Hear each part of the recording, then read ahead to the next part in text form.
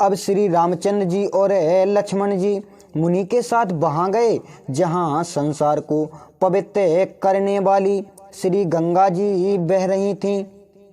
तब श्री रामचंद्र जी के पूछने पर विश्वामित्र जी ने पृथ्वी पर गंगा अवतार की सब कथा कह सुनाई। सिया राम। भगवान ने भाई लक्ष्मण सहित श्री गंगा जी को प्रणाम कर बहुत प्रकार से सुख पाया। सिया राम। फिर रामचंद्र जी ने विश्वामित्र जी को मस्तक नवाकर श्री गंगा जी की उत्पत्ति पूछी। मुनि ने कहा, हे राम, तुम्हारे कुल में एक सागर नाम के तीनों लोक में विख्यात राजा हो चुके हैं। सिया राम। उनकी कोमल अंग अंग वाली दो स्त्रियां थीं, बड़ी केसनी और छोटी सुमति बड़ी प्यारी थीं।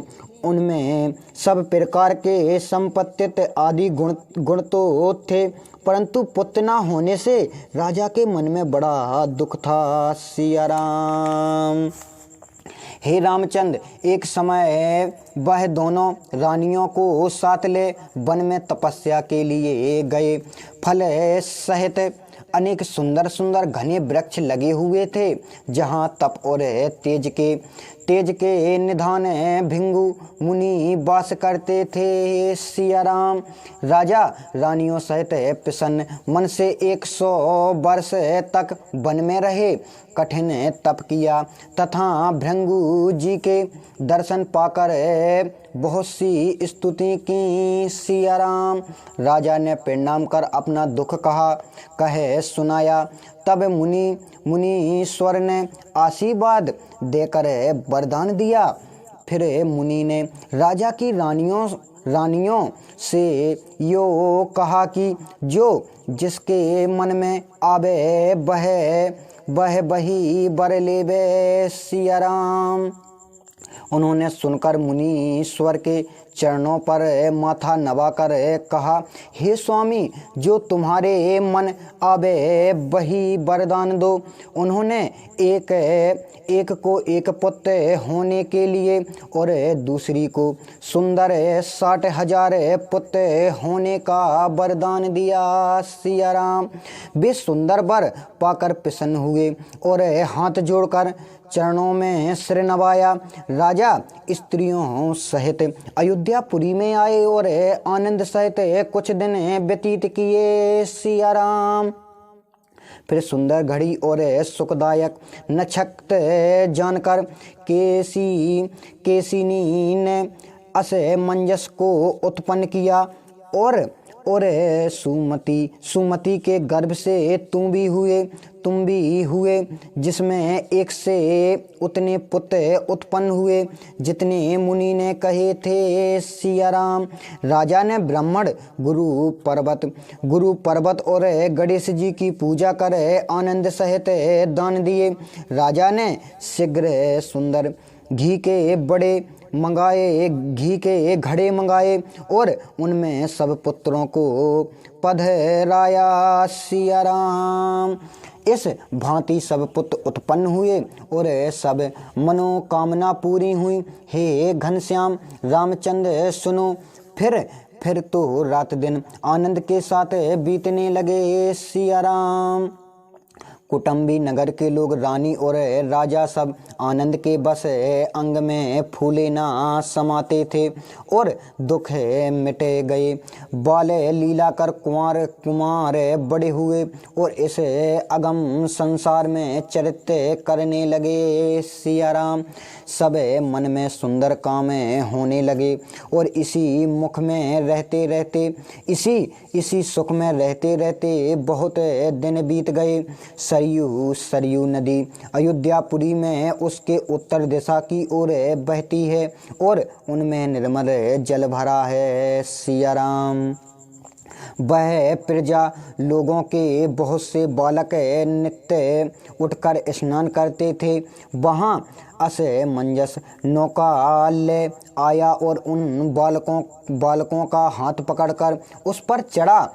पानी में डुबो दिया। सिया राम। हे रामचंद्र, सुनो, बालकों का मरना सुनकर सब प्रजा के लोग बड़े दुखी हुए। वे सब वहाँ गए जहाँ राजा बैठा था और उसके चरणों को मस्तक नवाकर यह वचन बोले। सिया राम। हे राजा, सुनो, यह अच्छा है कि हम देश छोड़ देंगे, क्योंकि बिना छोड़े दुख दूर नहीं होगा। हे राजन, आप तो प्रजा का पालन किया चाहते हो, परंतु आपका पुत्र सबका काल हुआ। सिया राम। तुम्हारे पुत्र ने बड़ा पाप किया, जो बालक का समूह मार डाला। तुमको वह पुत्र प्राण के समान है, परंतु सब प्रजा को बुरा लगता है। सिया राम। प्रजा की बाणी सुनकर राजा ने सबको धीरज दिया और पुत्र को देश से बाहर कर दिया। उसका पुत्र अंशुमान गुणों का सागर हुआ कि जिसका प्रभाव संसार में उजागर है। सिया राम। वह राजा के हृदय में कैसे बसा था, जैसे सर्प के पास मणि और जल में मछली रहती है। सब प्रजा लोग अपने अपने घर को गए और चिंता रहते हो मन में विश्राम पाया। सिया राम। फिर राजा ने मन में विचार किया कि हमारा चौथापन अर्थात बुढ़ापा आ गया है। ब्राह्मण मंत्री गुरु और पुत्रों को बुलाया और वे हिमाचल और विंध्याचल के बीच में आए। सिया राम। उन्होंने एक सुंदर वेदी बनाई, जो देखने में ही में वन आवे वर्णन नहीं की जाती। तब यज्ञ का आरंभ कर घोड़ा छोड़ा। वह ऐसा शीघ्र चलने वाला था जैसे सर्प दिखते हैं। सिया राम।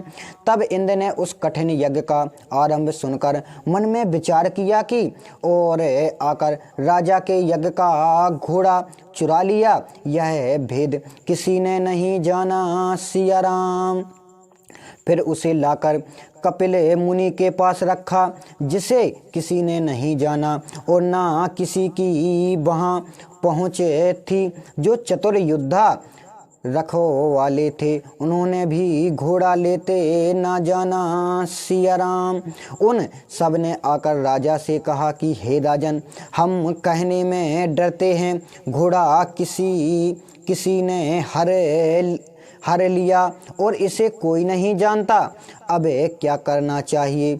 जो आज्ञा हो सो करें। सिया राम। यह बात सुनते ही राजा को दुख हुआ और शीघ्र ही सब पुत्रों को बुलाया और कहा, हे भाई, तुम जाकर घोड़े को खोजो। यह सुनकर सब चरणों में सिर नवाकर चले। सिया राम। वे सब साधु के धारण करने वाले युद्ध में धैर्यशाली और बल में इंद्र के समान वीर दिखलाई देते थे। उनके चलने से पृथ्वी व्याकुल हुई और सब जीव बलि पशु के समान भयभीत होने लगे। सिया राम। फूलों के बगीचा वन बाग नदी कुएं बावली तालाब नगर ग्राम एवं बहुत से मुनीश्वरों के धाम पर्वत और गुफाओं में जाकर ढूंढा। सिया राम। इस भांति जाकर पता लगाया और तब सब मिलकर राजा के पास आए और राजा के चरणों को माथा नवाकर बोले, हे स्वामी, घोड़ा कहीं नहीं मिला। सिया राम। फिर पुत्रों को भेजा कि धरती खोदो। वे सब चले पूर्व दिशा में आए। उनके हाथ मानो वज्र के समान थे और वे ऐसे बली थे कि 4 कोस तक पृथ्वी को नित्य खोदते थे। सिया राम। इस अतुल बल को देखकर देवता डरे और तब सब सकुचाकर विचारने लगे कि अब क्या करेंगे। पृथ्वी को ढूंढते हुए सब पाताल में आए और वहाँ दिशा के हाथी को देखकर सबने सिर नवाया। सिया राम। उसने पूछा तो सब कथा सुनाई और फिर सब दक्षिण दिशाओं को आए। फिर इसी भांति दूसरा हाथी देखा जिसमें बहुत अच्छे निर्मल गुण थे। सिया राम। फिर उसको भी प्रणाम किया और खोदते हुए पश्चिम दिशा में चित्त को लगाकर चले। तीसरे हाथी को देखकर परिक्रमा की और फिर उत्तर दिशा को ढूंढने चले। सिया राम। उस दिशा में श्वेत हाथी को देखा, सुख पाया और पृथ्वी को खोदते हुए सब पापी सब कपिल मुनि के पास चले आए। खुदी हुई पृथ्वी का किसी को अंत ना मिला। वह मानो चारों दिशाओं में सुहावना समुद्र हो गया है। सिया राम। अब जाकर श्रेष्ठ मुनीश्वर कपिल के पास घोड़े को बांधा हुआ देखा। तब क्रोध में भरकर वचन बोले, महादेव जी कहते हैं पार्वती सबका नाश हुआ चाहता है। सिया राम। हे दुष्ट, मन में पृथ्वी के चारों कोने खोद डाले और तुझे बहुत ढूंढा। किसी ने कहा यहाँ बड़ा चोर दिखाई देता है। इसके बार बार छलिया दूसरा कोई नहीं है। सिया राम। ऐसा वचन सुनते ही सब मुनीश्वर ने देखा। तब उसी क्षण सब भस्म हो गए। महादेव जी बोले, हे पार्वती, जिसने समझा कर वचन न बोला उसको अमृत भी विष का कीड़ा हो डोलने लगता है। सिया राम। जो प्राणी जानबूझकर अग्नि को पकड़ेंगे वे अभिमानी क्यों नहीं जलेंगे।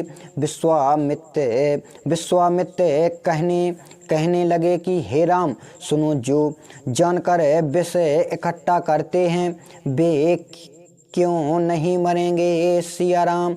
बिना विचारे क्रोध किए इससे सब जलकर राख हो गए।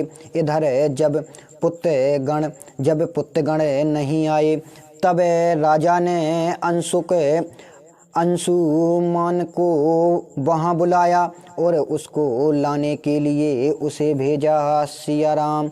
राजा ने बड़े प्यार से बार बार आशीर्वाद दिया और कहा कि मेरे प्राणों के आधार पुत्र, जाओ और घोड़े को लेकर लौटना। सिया राम। कुमार अंशुमान चरणों को से नवाकर चला, जो विष्णु का भक्त और दोनों कुलों में उजाला करने वाला था। जहाँ कहीं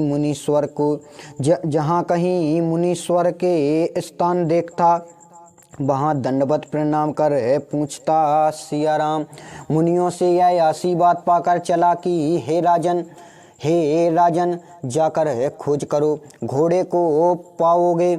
इस प्रकार मार्ग में ढूंढते हुए चले तो सुमिति के भाई गरुण मिले। सिया राम।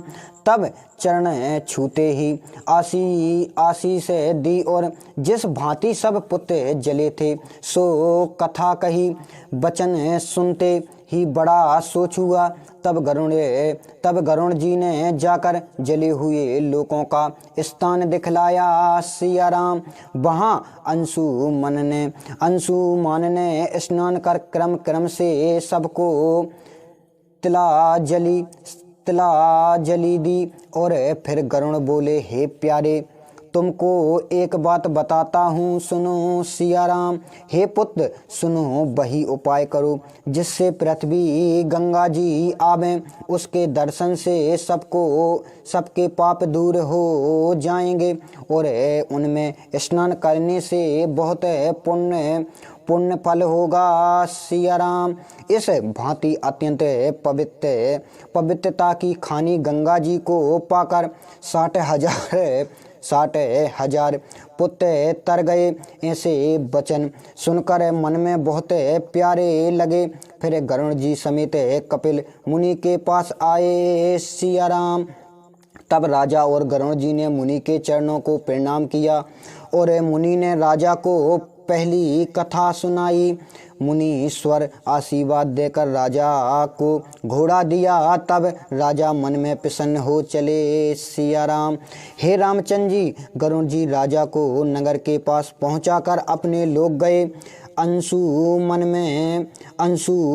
ने घोड़ा लाकर राजा को सिर नवाकर 60,000 पुत्रों का मरना सुनाया सिया राम। राजा ने पुत्र शोक से दुखित हो घोड़े से आनंद के बस होकर यज्ञ किया और बहुत दान दिया। तब राजा ने बहुत तरह से राज्य किया और प्रजा लोगों को बहुत आनंद दिया सिया राम। राजा सागर अंशुमन को राज्य दे अपना मन भगवान के चरणों में लगाकर हृदय में बड़े प्रसन्न होते हुए वन में तप के लिए चले गए सिया राम। अंशुमन के पुत्र राजा दिलीप हुए, सो अंशुमान इन्हें राज्य देकर तप करने के लिए उत्तर दिशा गए। राजा ने बहुत सी कठिन तपस्या की। कुछ दिन बीते तो काल के बस हो मर गए सिया राम। दिलीप की प्रभुता बड़ाई किस भांति कहूँ, जिसकी सब राजा आकर सेवा करते थे। जिनका मुख इंद्र देखता रहता था, उनकी बड़ाई को कौन कभी कह सकता है सिया राम। जिनके भागीरथ नाम के पुत्र हुए, जिनके हृदय में पिता के समान बहुत नीति हुई, उन्होंने भागीरथ को बुलाकर राज्य दिया और आप उठकर तप के लिए चले गए सिया राम।